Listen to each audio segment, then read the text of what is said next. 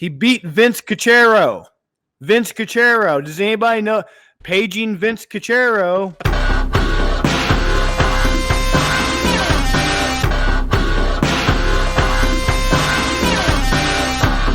Welcome into Tapping Vegas. We are on a hot streak right now. Bobby, how did we do last week? Up 4 units last week, 10 on the year, 44 overall since the show started. God damn, boy. God, we were 9 units the week before, I believe. So 13 in the last 2 weeks. Good old OSP for the 9 units. And last week, I'm trying to remember who the hell it even was. Usually I get all excited for the guys and girls that come through. But last week's been just, in the words of Gucci Mane, last week was a blur. I just wore fur. So, I don't even know what the hell is going on anymore. So let me check it out right quick. So do you want to give a shout out whenever somebody comes through for us? Wasn't Rose Namajunas, I know that much. No, it wasn't. No, it was not. She actually killed it. If she would have just got the finish like we predicted, that would have been an 11-unit day. So we were at 7. She cost us 3. Sunk the boat, dude. You know who did come through, though? Our boy that? Peyton Talbot with the KO TKO over Cameron Simon. It's too easy. I called it, folks. I called it. It was a tough one, but I said KO TKO. I said it. I call my shots like Conor McGregor. I don't just knock them out. I leave them unconscious. LeBron James. That's too easy. Come on, man. That's too easy. All right. I'm not LeBron James. I ain't flopping, dog. Not flopping. Well, let's not let this first one flop. The first fight, Bobby, you break it down, man.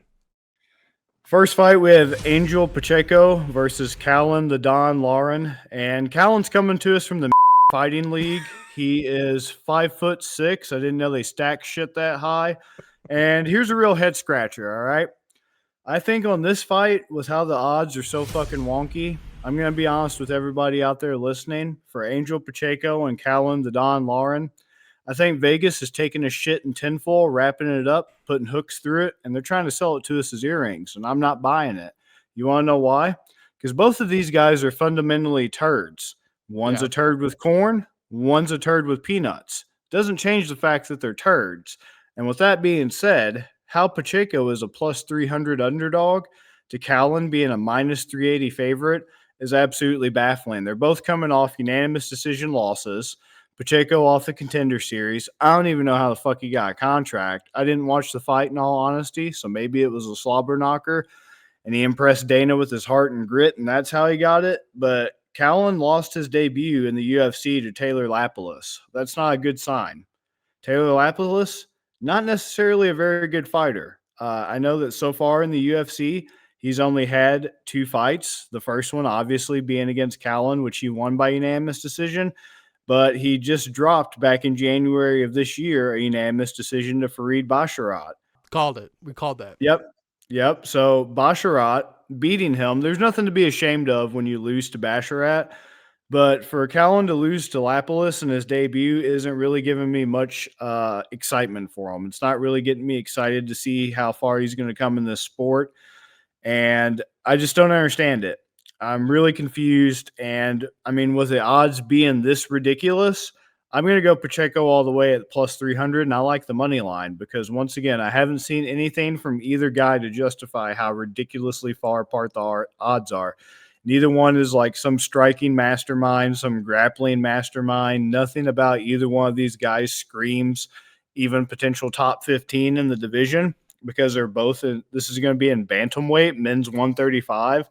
And right now, that's a fucking Shark Tank. And between Marab, Sean O'Malley, even Peter Yan, our boy the Dongster, Song Yadong, like on and on and on in that division. I think Marcus McGee's even in that division. So many people. These guys aren't going to crack top 15. And if they do, then I don't know, maybe I'll wear a push-up bra live on show or some shit. That way you guys can really get viewers to tune in because that's all we care about is safe bets and tits anyway. So that's what I got. What about you, Ben? Bobby, I don't know what you're smoking, dude. Angel Pacheco, there's only one Pacheco that's an actual pro athlete. That man is residing in Kansas City, Missouri. Angel Pacheco is not a UFC level fighter. He lost his debut and was crying to Dana White. And so Dana White was like, okay, I'll give you a contract. We'll keep you in. Dude's got low fight IQ. I mean, so does Caolan. So does Loughran. I'll be honest. Leaves himself just completely. He guards his face, but I've never seen somebody keep their hands up and just allow punches straight down the middle. But he does. But he's iron. Dude. He's powerful and he's grindy for who he is. I don't think either of these guys are very good. Like you said, sniffing 15. I don't know if these guys sniff 30, dude. I don't even know if they ever get to the top 30. Both these guys, I think that their time in the UFC is going to be short. And a lot of the times when you see that, I mean, right now, Loughran is a really, really heavy favorite. A lot of the time you see these guys that are both really bad, it's not going to be a finish. They're just going to kind of roll around the cage and not do a whole lot. I'm going to take Loughran at the plus 250 decision. Well, the last thing I'll say about this fight, because it's kind of a stinker between two turds, is what am I smoking? I'm smoking that Caolan Loughran pack. That's what I'm smoking. You know, we need to go to this next fight before I get too worked up, because I think you're on the same side as me on this one. This is Dennis Buzukja versus Connor Matthews. Buzukja. I mean, what a name for a fighter, but what a shitty fighter. I'm not even going to sugarcoat it, dude. This guy sucks. He wants to stay standing, except he's not a good striker. He bullies cans, takes some big hits. I'm looking at Connor Matthews right now, the underdog. No-nonsense fighter. Power, accuracy, KOs, well-rounded. Was 1-1 in the Contender Series. I don't know why we're giving Buzukja any of this credit. Dude sucks. I'm putting in all my money on Connor Matthews. Looking at him, he's got the age working against him, but the eye test, he just looks infinitely better. What do you think? All right, so interesting. You're going with Connor Matthews on this, right? Yes. All right, well, Dennis Buzukja, yeah, I'll admit I haven't exactly been too wowed by the guy either since he's been in. Yeah, just lost to Jamall Emmers back in November last year. Guy we're going to be coming up soon. Lost to Sean Woodson. No shame in losing to Woodson, though. Let's make that clear. That's he's a boy of the show. Yes. I don't know. We got to come up with a unique name for our fans, like Jack Slack has his boys of the show or something like that. Or we got to come up with something. Anyway, no shame in losing to Woodson. As I'm going to talk about later, there's a lot of shame. Shame upon him. Shame upon his cow for losing to Jamall Emmers. But, you know, that's a story for a different time. But, yeah, Dennis Buzukja, he is a product of the Serra Longo tribe. He's training with Marab and Aljo and Matt the Terra Serra. I knocked out GSP 50 fucking years ago, and that's all my career's got. I'm Matt Serra, and I held a guy down in a pizza place. Matt Serra. Like, hey, man, I'm glad that you prevented a drunk guy from, you know, beating up a waitress at the fucking Pizza Hut, and you knocked out GSP 65 years ago, but your career is literally just predicated upon those two things. And I don't know what dirt you have on Dana to keep hanging out with him looking for fights and shit, but kudos to you, man. I'm jealous. What can I say? I'm fucking jealous. So, I mean, he's one of these guys, Buzukja is, that you think should be doing way better than he is to be training around these credentialed guys. It's kind of like when you can have the privilege of training at a very good camp like Serra Longo, you would think that would translate into success and having these good sparring partners and all that. But I mean, hey, it's potentially a case of no matter what you're surrounded with, no matter how much resources you have access to, things like that, you just fucking suck. And that's sometimes the name of the game in MMA, you know? But Connor Matthews himself, he's not really driving me wild. He won on the Contender Series to get his contract. This is his first official fight. Only one professional loss, but he doesn't have that many fights, period. 7-1 in his young pro career, 31. You know, nothing's really crazy about him. Nothing's really sticking out to me. But, yeah, I mean, if he's going to be a plus 102 dog and minus 122 on Buzukja, I don't hate that. I definitely can't really disagree with sticking with Connor Matthews when he's an underdog, because to me this should be a pick'em fight because Buzukja is not really that fucking good, or at least it's not seeming that way. I mean, let's face it, he's had 2 UFC fights and he's lost both of them. If he loses this one, Matt's going to have to do some sucking, all right? He's going to have to break out the knee pads.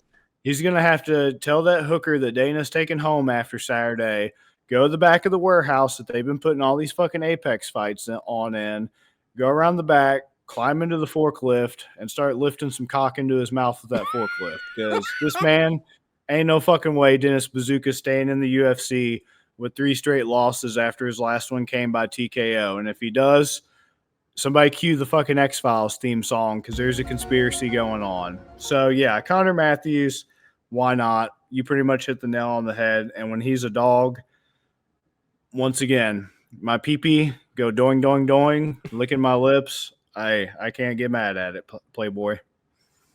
Also, this line is moving. Like, there's some money coming in on Connor. So it was 105 yesterday, 102 today. By the time this comes out, it might be at minus money. So we'll have to see. It probably gets to a pick 'em by the time this fight starts. So get in early while you can. Yeah, seriously. This next fight is the one that I have been going in circles in my head all day. So take it away, Bobby. I fucking love this fight. You want to know why? Why? Choop, choop. No, that's not the train that's about to get ran on your mom. That's Nate the Train Landwehr versus Jamall Emmers. I don't give a fuck if the man loses every fight from here to eternity. As long as they keep him around and keep him on the payroll and they respect him and they give him an actual good paycheck, I will tune in every fucking week to a Nate Landwehr fight. He's an entertaining guy. He just has that natural charisma, that natural, I don't want to say star power. I'm not going to get a little too fucking crazy like some of these other analysts and betting shows out there. And just because I like a guy or girl, start waxing poetic and just making shit up. But I do like Nate Landwehr quite a bit, especially in this fight against Jamall Emmers. Nate Landwehr's 17-5, Jamall's 20-7. So Nate, I believe, might be coming off a loss. Yeah, he's coming off a decision loss to Denni. Before that, nice little submission win over Austin Lingo. So Nate's been in since 2020. So we're starting to kind of see where Nate's at, right? So 4 years is usually enough time in the UFC to kind of get an idea of where a guy is. And he's kind of streaky, I can't lie. He has impressive shit like a round 3 submission win over Ludovic Klein, a guy that we covered not that long ago, and lost in the first round to Julian Erosa, a guy we covered just last week who actually won us some money with a heavy underdog status on the money line. Yeah. So no shame in losing by KO in the first round to Erosa, but he's just kind of spotty in places. And, you know, it's unfortunate, but he's a fun guy. I don't think he'll ever, you know, get a fucking championship shot at featherweight. This is 145 pounds. I wouldn't say it's a Shark Tank anymore because guys are starting to age out. Like, I feel like Ortega's aging out. Zombie's retired. Volkanovski might now be a foot out the door. Rodriguez is getting up there and has a lot of miles. The guy, the Falmar, the fucking snow elf, Josh Emmett, that guy. He's aging out. It's not the Shark Tank that it used to be, but it's still a good division. With Bryce Mitchell still there, Taporia, obviously the champ, Holloway still going strong, even though he's moving up to 155. You get the idea. So, yeah, I like Landwehr, though, because there's still something in the tank. There's still something there, at least. It's been 4 years, but there's still potential. That potential energy is what I'm looking at because you know who doesn't have potential energy that definitely won't translate to kinetic energy for all you little science nerds out there? Jamall fucking Emmers has no energy. He's low E, like the Planet Fitness commercials, like Jeb Bush. He's fucking low E. So low E. He probably falls asleep just fucking sitting in front of the TV, and not because there's a heavyweight main event on, just because his fucking energy is non-existent. Yeah, he knocked out Dennis Buzukja in round 1, but that's more of an indictment of just how bad I think Dennis Buzukja is going to look and how short his career is going to be more than how good Jamall Emmers is. Yeah. Jack Jenkins, who the fuck is Jack Jenkins? Is he even in the UFC anymore? June 24th, you lost to him? Hussein Ashkabov, that's not a real Russian. That's not a real damn Russian. You can't tell me that's a real Russian. Hell no. I don't even know who that is either. Just people you don't even know of that just sound like some fake shit that aren't even real UFC fighters. Like this guy's editing his own fucking Wikipedia page. Lost by sub in round 1 to Pat Sabatini in 2021. You know what that sounds like? Me shitting the diarrhea out of my ass from Taco Bell. That's what it sounds like. Lost to Giga Chikadze. I don't know how Chikadze is going to be in 145. I can't pass judgment. Hey, he beat. Hey, guys. He beat Vince Cachero. Vince Cachero. Does anybody know? Paging Vince Cachero. Hello, Vince Cachero. Oh, he's not in the UFC anymore. Nobody knows who the fuck he is either. I've said enough. So let's get to the odds here before I choke on some more bullshit being shoved down my throat by the UFC. No, I'm really choking. It's some bullshit. I'm tired of these warehouse events like everybody else. All right, what's the live odds here? Give me some good shit, Vegas. Oh, baby. Randy Marsh all over the computer room, baby. Plus 154 Nate Landwehr money line. Minus 185. Oh, you dumb sons of bitches. You done fucked up now. You done fucked up now. KO TKO. You hear those champagne bottles popping? Plus 500. Nate. KO TKO plus 500. Sub plus 1,000. Decision plus 400. No matter what you pick, ka-ching, ka-ching, ka-ching. Jump on this before people get smart. Somebody's asleep at the wheel. Somebody's asleep at the wheel. We don't do safety around here, all right? We don't do fucking safe bets. We don't listen to OSHA. Plus 154 money line. And then take your pick because he can get a sub. That's plus 1,000. He damn sure can get a KO TKO. I just wouldn't go by decision based off the fact I think Jamall Emmers is weak and chinny. And I think he can be finished. I mean, hell, if you want to go by decision, though, once again, ka-ching, ka-ching, ka-ching. They're all heavy pluses. Me personally, though, let's see. Has he been – let me see how many times he's been knocked out or subbed to see which one's greater, and I'll give you my answer. But, man, I'm just even liking the money line at plus 154. Like I said, cash in before somebody realizes how bad they fucked up because they done fucked up pretty bad. You know what? He's got subbed by Pat Sabatini. Nate Landwehr had a sub against somebody pretty decent not that long ago I had just mentioned. Austin Lingo. I'll say sub. I'll say Nate sub. Do you want to save that for the haymaker and go save here? Yeah, I'll come back to it. For now, double. I'll just say the money line. I'll just say money line for now. Let me see how the other two shake out. But, man, once you have an erection lasting this long, you need to start talking about the doctor because all the blood from my head is no longer existent. So, for now, I'll just say plus 154 Nate because I'm getting a little carried away here. I love it. And I've been on that same bandwagon as you until I watched the guru of MMA. And I saw Jamall Emmers, decent grappling, average striking, poor defense, poor sub work. It seems like when he goes to the ground, he has no fucking idea what he's doing. Looking at Nate Landwehr, he bullied and subbed Ludovic Klein. Are you kidding me? And you don't think he can beat Jamall Emmers? Like, that's disrespectful. I think Klein's better than Emmers.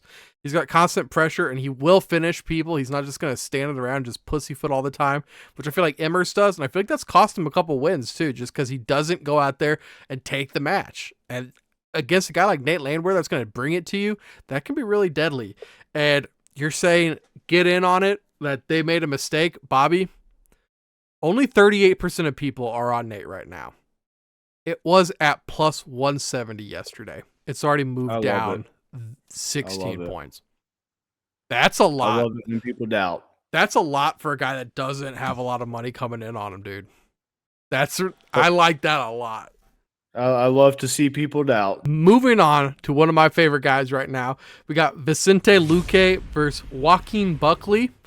Joaquin, he's a St. Louis guy too, isn't he? I believe so. He used to at least train around in the St. Louis area. I don't know if he still does, but he does have a presence here. Buckley, if you're still out here, man, we'll make you a friend of the show. You can come on. I'm not picking you though. Not this fight. If you come on, I'll pick you in the next fight. Vicente Luque, man, he can win in all 3 methods. Love this guy. He came back from a tough loss already. I think he was on a 2-fight losing streak. Now he got the monkey off his back. He can just come into this one and focus. He's a more seasoned guy. I'm looking at Buckley. Up against the wall. Dude got famous off 1 knockout. 1 knockout made this guy famous. If you get chinned by Curtis, I'm probably very, very seldom ever going to pick you. He's got no defense. I don't think he's going to have an answer for Luque. So I'm going to take Luque. It's very, very close odds on this one. Last time I checked is at -115. I'm going to take the Luque money line, dude. Let it roll. This one's tough. This is the toughest one we have right now. The last one will also be just as difficult. So I'm going to start doing some technical analysis on this one right now. So Don't do it. It was interesting you were talking about Jamall Emmers and how he possibly suffers from Jorge Masvidal syndrome, where he just coasts and then easily loses unanimous decisions that he should have won due to his own coasting. Yeah. So Joaquin Buckley, where I'm going with this story is, for another analogy, Joaquin Buckley is the prototypical glass cannon. He either knocks you out or he gets violently knocked out himself. A good comp to him would be Alistair Overeem. Alistair Overeem, when he wasn't blasting guys' heads off, was getting his own head blasted off. You live by the knockout, you die by the knockout. He's either the highlight reel or on the highlight reel. So with all that being said, what gives me the edge to want to go with Buckley is he's built like a brick shit house. That he and is. I believe that he is significantly taller with a greater reach than Vicente Luque. Am I right or am I wrong? I can look You it have up. it pulled up in front of you? If you don't, I can find it. I heard that Luque is much longer in a different aspect, though. Oh, wowzers. Yeah, I know, right? Vicente Well, it's a Luque. good thing. Good thing neither one are making OnlyFans content we have to grade. Vicente Luque, 5'11". Oh, he's taller than I thought. Joaquin Buckley is... How tall are you, Joaquin? He is... Oh, Buckley's 5'8". Damn! Damn! There's some angle or some shit on TV that makes him look way taller than 5'8". That actually is mind fucking me so bad right now that he's only 5'8". That's why he's so built, man. He's packing it all onto this That tiny is ass fucking frame. insane. I seriously thought you were going to tell me Joaquin Buckley was 6'3" or some shit. Wow. Okay, well, unfortunately, that still doesn't change much because here's my biggest concern. I'm sorry. I know, it's tough. I'm still worried that this man had fucking bleeding on his brain. He had bleeding on his fucking brain that almost killed him and almost ended his career. And he's got a lot of miles. He's not getting any younger. He's been in some wars. Those are my main concerns. He's been in so many wars, so many battles, so much damage. He's not getting any younger. Every concussive blow he takes amplifies and makes him more susceptible to the next. And once again, I get it. Joaquin Buckley is a glass cannon. And if he doesn't knock you out, he's getting knocked out. He can be the hammer. He cannot be the nail. I get it. But man, Vicente Luque just scares me with how close he was to retirement, how close he was to fucking dying is my biggest thing, because it's just so dangerous, the shit he was messing around with. And the other X factor in this is Buckley's going to be coming down from 185 to 170 to welterweight. Vicente Luque is not exactly a massive welterweight. He's kind of small for 170, and he's going to be fighting a guy who he's flip-flopped back and forth between welterweight and 185 at men's middleweight. But I think because of how he's built, I think he's more suited naturally probably for middleweight. Maybe I'm wrong. That's just my personal opinion. Regardless, the fact still remains he's fighting a guy who's so much bigger than him. So much bigger than him. Sure, he's shorter and he doesn't have the reach, but he's so used to walking around at even higher than 185, primarily competing at 185. It's just ridiculous. I mean, I get he's probably coming back down because, like you said, he got knocked out by Chris Curtis. He lost to Nasruddin Imavov. His worst loss to me was to Alicio De Chirico, a guy who's not even on the roster anymore, I'm pretty sure. But, there's no shame in losing to Kevin Holland. There's no shame in losing to Imavov. Chris Curtis is a little bit, I'm in agreement with you. I'm a little scared. But Chris Curtis is a good boxer, so he at least has that going for him. He does have good boxing. He just can't turn right. He's like fucking Derek Zoolander. Like, there's been a podcast that did a host show about Chris Curtis and the plight of turning right. So there you go. I just can't. I'm sorry. I wish I could. I really like Luque more as the personal fighter that I want to win, but I can't let my heart get in the way of my brain, and I just see Buckley putting him on the highlight reel. I hate to say it. It's just how weakened his chin is. And at plus 240, plus 240 for Buckley KO TKO, I think I'm going to have to ride that. Because right now, like you said, it's pick 'em. 112, minus 112 for Luque, minus 108 for Buckley. I'll go KO TKO. I don't think this goes the distance. And if it does, Buckley's not going to win anyway. So even though decision for him's at plus 320, I don't think he wins a decision. He damn sure doesn't get a sub. That's pretty much his only route.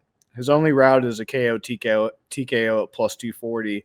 Other than that, if you're going to follow along and go Luque, that's pretty much take your pick. I'd probably go decision or KO TKO, but me personally, my money's plus 240, Buckley KO TKO.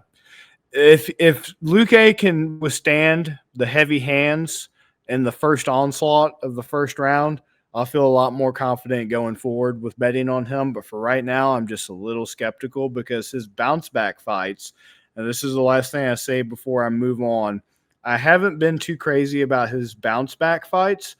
Yes, they're good in terms of allowing him to come back to the UFC at a reasonable pace and a safe pace to see if he still has it.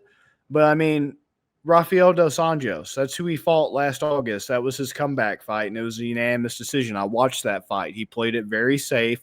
It was a lot of holding Rafael up against the cage, finally getting the double leg by grabbing the heels and bringing the feet to his head and getting the fucking takedown, securing it on his ass that way. But other than that, very safe fight. It wasn't like he was going out there in his characteristic Luque fashion, getting in firefights.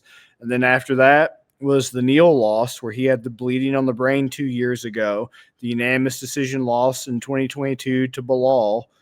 And then after that, his last wins were 2021. So this is why I'm skeptical. His bounce back fight was against Dos Anjos, and that was a great litmus test, but it's not making me feel good about going up against a young guy like Joaquin Buckley that still has a little bit left in the tank. I know we got to move on, but you're talking about the brain bleed after Jeff Neal. I think that's actually fake news. I think anybody, if they lost to Jeff Neal, they'd want to fucking kill themselves. So I think that's fake news. And Luque, man, Luque is like a seasoned cast iron grill, man. He's a seasoned guy. He's had that experience. When I think of Joaquin Buckley, or more specifically, I should say, when I think of 5'8" people, I think of people I've had sexual relations with in the past. And I think Buckley's going to get fucked. Okay. All right. Hey, fair enough, man. But what do you got against little people, huh? The show's gotten really derogatory. Hey, I don't have anything against anybody, not even Buckley. I just think that's how this fight's going to go. Let's move on to the main event. Take it away, Bobby. This is actually good matchmaking because it's Erin Blanchfield versus Manon Fiorot. And it's good matchmaking because women's flyweight is not exactly, I'm going to say this with all due respect, as much as I can. Let's just say it's not exactly a good division. Women's strawweight, great. Women's flyweight, it's not bad, but it's no women's strawweight. But there are good fighters in it, like Erin Blanchfield and Manon Fiorot. Fiorot, or however the fuck you Frenchies say it. I took 3 years of the shit, still can't speak it. Parlez-vous my français?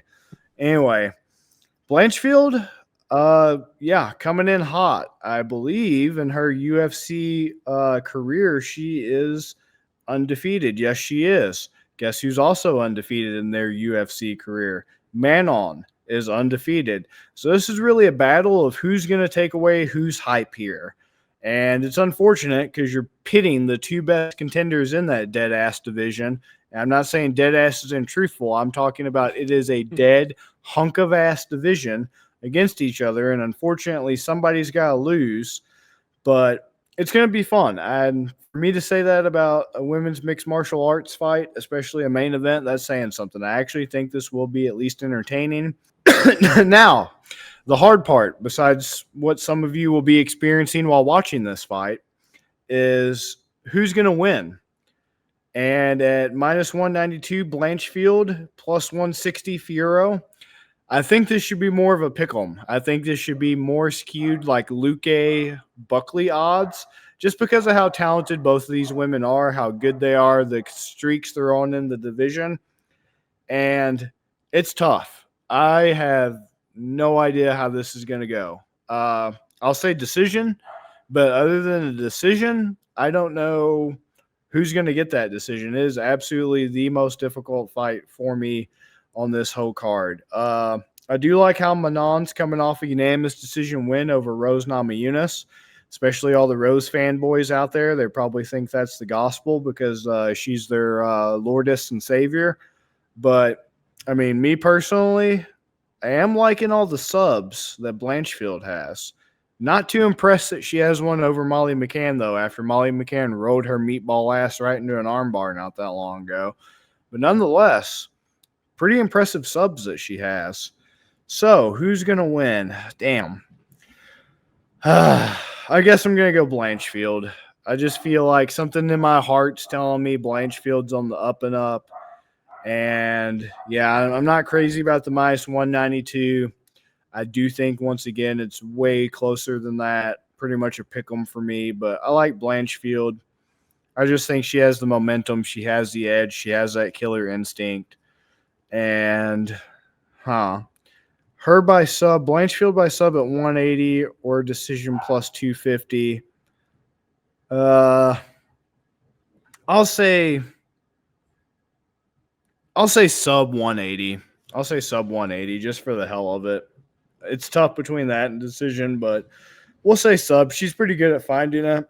So, yeah, I don't think – yeah, I mean, she's undefeated once again in her UFC career, so I'm trying to pull up what she's lost from previously on, like, the regional scene. Maybe there'd be some indicators there. It was a split decision. Fuck, I really got nothing to go off of to kind of justify that other than it was revealed to me in a dream. So, yeah, Blanchfield sub plus 180. Sure. What do you think, Ben?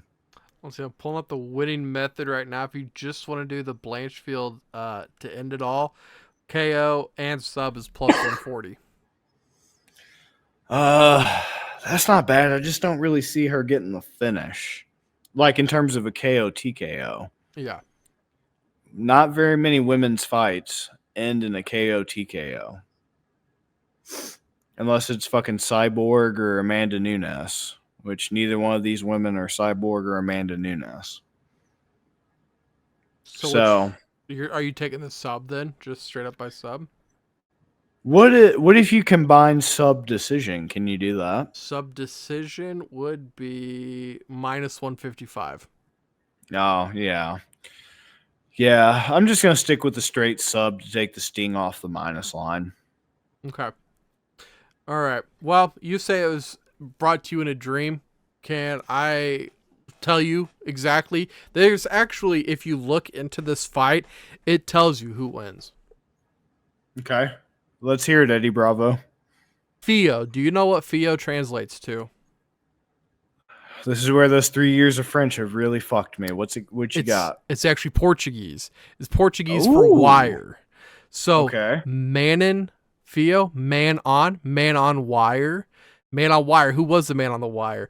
That was the guy who walked between the Twin Towers in 1974. Philippe Petit, who was, you guessed it, French. So we got the Frenchie, Man and Fio, but it's not just Man and Fio, it's not Man on Wire. It's Man on Wire rot. We're going to need that X-Files theme again. X-Files theme, Eddie Bravo look into it meme. It's all coming together. That's it.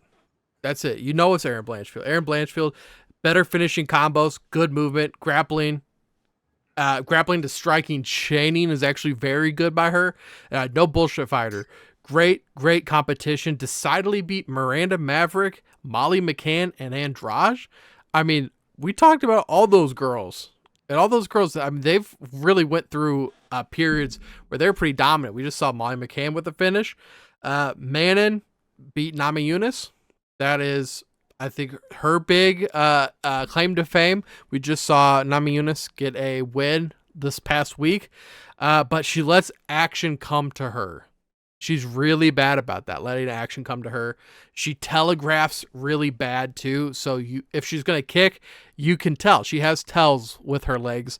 Looking at this, I went last week. I said that there was going to be a finish.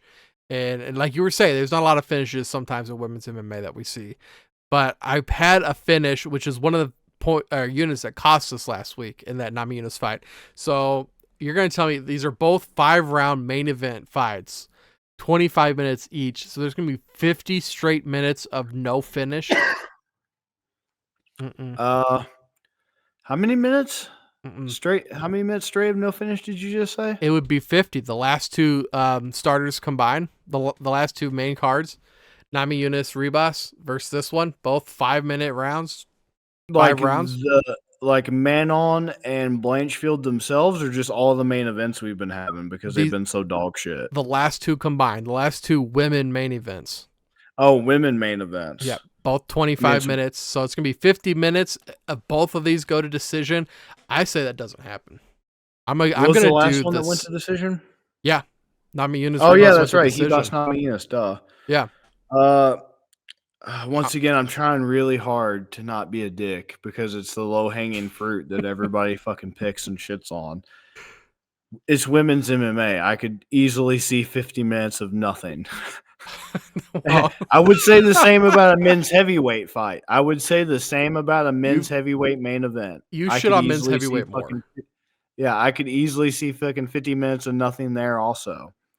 And it really saddens me to say this, though, about these past two women's main events, because this is actually high-level women's MMA. Yeah. And for there to be potentially, I believe, 50 minutes of no finishes really does upset me greatly. It's upset, but it could also be that they're just both, like, equally matched. So someone's not going to get chin. Like we just saw the Tybura and Tuivasa fight, and that one ended in the first. This one, don't think it ends in the first, but Erin Blanchfield is like a machine. She's a freaking monster. I think she gets the finish. I'll take the plus money at 140 just to get a finish. Hey, we're in agreement on that one. So beautiful. So what are we doing for Haymaker? Are we going back to Landwehr? Well, let's see. We have a Haymaker and we have a Nuck if you buck. So for Haymaker, let me go back over this because, man, I hear that train coming, and it's really tough. Let's see. Let me check that out again. Let me check that out. How about that? Throw the Nuck if you buck to Pacheco Loughran.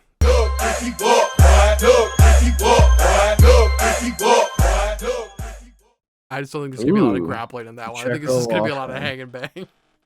I think that is going to be a wet fucking fart of a fight with absolutely ridiculous fucking odds that make no sense with some X-Files shit. This whole card is just straight out of a fucking fever dream now that I think about it. This is all like some Matrix shit where we're going to find out this card was in the mind of like a schizophrenic fucking 10-year-old. Nate Landwehr money line was enticing by itself at plus 154, but I think I said, oh, you know what, fuck it. If we're going Haymaker, because you said Emmers is really shitty on the grappling department, right? He's absolutely lost. All right, I saw people arguing that his grappling was good. I didn't. As a wrestler, I didn't think it was that good. I was just about to say, I'm not going to pay any fucking attention to people on the internet opposed to the guy who wrestled for like the majority of his life. So I'm going to trust your opinion on that and not some fucking morbidly fucking 400-pound obese dude beating off to anime in his mom's basement. So thank you for the confirmation. In the words of Habib, thank you, Michael Chandler. Plus 1,000, Nate Landwehr by sub. That's going to be my haymaker. Let's do it, boy. Let's do it. Bobby, we brought it today, man. Thank you for hopping on with me. Do you have anything for the people before we get out of here? No, I've already made my shout outs. Just thank everybody for the support. Keep following along on Twitter, trying to be more active on there. Just trying to think of original creative things to say that aren't already beaten to death by the MMA community, and without stealing other people's shit, it's difficult. But hey, I'm always trying to come up with original content for y'all, trying to always give y'all some money and some tips, and sharing, some funny shit that I find on there, some history behind the sport, things of that nature. So stay tuned. Thanks for the support, and not a bad round of fights. I know the community's getting a little antsy out there with all these Apex events, and I get it. I'm just as sick of the Apex as everyone else. But I mean, overall, there's you got to really sift through the shit to find the gold nuggets, but there's some gold here and there. And this card definitely is no exception. You just gotta kind of sift through a little bit. And we're going to probably start, if Bellator/PFL continues to get decent, might even expand off into that. We'll have to see. But we couldn't do it without y'all, so we really do appreciate it. Absolutely. Absolutely, man. Thank you guys for watching. Absolutely. Follow us on Twitter, too. You get some extra pics over there, and you get some good laughs over there. We've been posting some pretty funny stuff. I should call her to Mr. Staffhead over there. Make sure you guys, too, to get all your extra plays that we put out on bettergreen.com. That's better, BETTOR green.com. We got a bunch of other videos coming out on Better Green. We've got Getting Technical, which is our college basketball show, which is coming to an end, so get in while you guys still can. We got Dropping Dimes, the NBA show, 5-Minute Wager, the hockey show. We got a whole bunch of content coming out. We got Kentucky Derby coming up, the NFL draft, just tons of content. Fantasy football stuff about to be coming out, too, pretty soon in video form and on the website. And if you guys haven't yet, please check out Sharps. It's a social media for sports bettors. Make sure you guys head over there, check that out. We really like it. You get to post your plays. You can tail straight from the app. We really enjoy those guys over there. It's a good time. If you're a sports bettor, it's a must download. And guys, thank you again for joining us. We are back next week. Vittori got canceled, right? The Vittori fight? Vittori, yeah, unfortunately, he pulled out of that. I believe he was injured. So I'm a little bummed out about that. I'll have to take a look. I haven't even looked at that card since that happened. I've been too busy drowning my despair in spaghetti and Alfredo. So, guys, we'll see you next week with whoever the hell's fighting. See you then, guys. Peace. Peace.